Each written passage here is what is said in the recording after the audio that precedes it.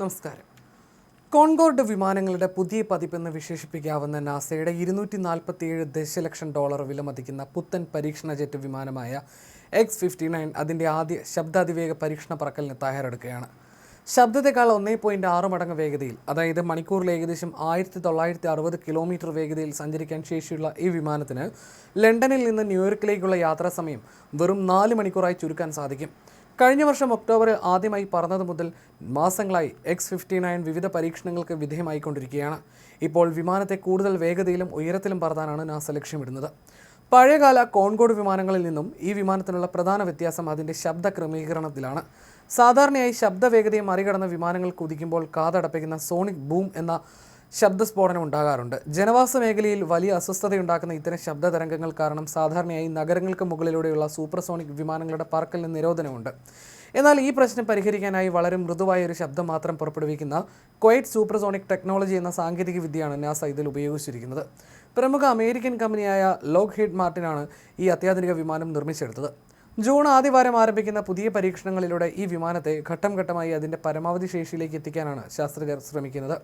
ഇതിൻ്റെ ഭാഗമായി ആദ്യം 43,000 അടി ഉയരത്തിൽ മണിക്കൂറിൽ 1014 കിലോമീറ്റർ വേഗതയിലും തുടർന്ന് 50,000 അടി ഉയരത്തിൽ മണിക്കൂറിൽ 1490 കിലോമീറ്റർ വേഗതയിലും വിമാനം പറത്തും. ഒടുവിൽ പരീക്ഷണ പൈലറ്റ്മാർ വിമാനത്തെ അതിൻ്റെ പരമാവധി പരിധിയായ 60,000 അടി ഉയരത്തിലും ശബ്ദത്തിൻ്റെ 1.6 മടങ്ങ് വേഗതയിലും എത്തിക്കും. ഇത് നിലവിലെ ഒരു സാധാരണ യാത്രാ വിമാനത്തിൻ്റെ ഉയരത്തെക്കാളും വേഗതയെക്കാളും ഏകദേശം ഇരട്ടിയാണ്. സോണിക് ബൂം ശബ്ദത്തെ ഇല്ലാതാക്കാൻ തികച്ചും വ്യത്യസ്തമായ ഒരു രൂപകൽപ്പനയാണ് ഈ വിമാനത്തിനുള്ളത്. വിമാനത്തിൻ്റെ ആകെ നീളത്തിൻ്റെ 1/3 ഭാഗവും അതിൻ്റെ കൂർത്തതും നീളമുള്ളതുമായ മുൻഭാഗമാണ്. ഇത് വായുവിലുണ്ടാക്കുന്ന ശക്തമായ ഷോക്ക് തരംഗങ്ങളെ ചിതറിച്ചു കളയാൻ സഹായിക്കും. എന്നാൽ ഈ രൂപകൽപ്പന കാരണം പൈലറ്റിൻ്റെ ക്യാബിൻ വിമാനത്തിൻ്റെ മധ്യഭാഗത്തായി പോവുകയും മുൻവശത്തേക്ക് ജനാലുകൾ ഇല്ലാതാകുകയും ചെയ്തു. ഇതിന് പരിഹാരമായി പുറം കാഴ്ചകൾ കാണാൻ ക്യാമറകളും ഓഗ്മെൻറ്റഡ് റിയാലിറ്റി ഡിസ്പ്ലേയും അടങ്ങുന്ന ഒരു പ്രത്യേക ഡിജിറ്റൽ സംവിധാനമാണ് പൈലറ്റിനായി സജ്ജീകരിച്ചിരിക്കുന്നത്. ഈ പരീക്ഷണ പറക്കലുകൾ വിമാനത്തിൻ്റെ ശബ്ദത്തിൻ്റെ അളവ് പരിശോധിക്കാനുള്ളതല്ല, മറിച്ച് ഉയർന്ന വേഗതയെയും അന്തരീക്ഷ സമ്മർദ്ദത്തെയും വിമാനത്തിൻ്റെ ഘടനയെ എത്രത്തോളം സുരക്ഷിതമായി പ്രതിരോധിക്കുന്നുവെന്ന് മനസ്സിലാക്കാനുമാണ്.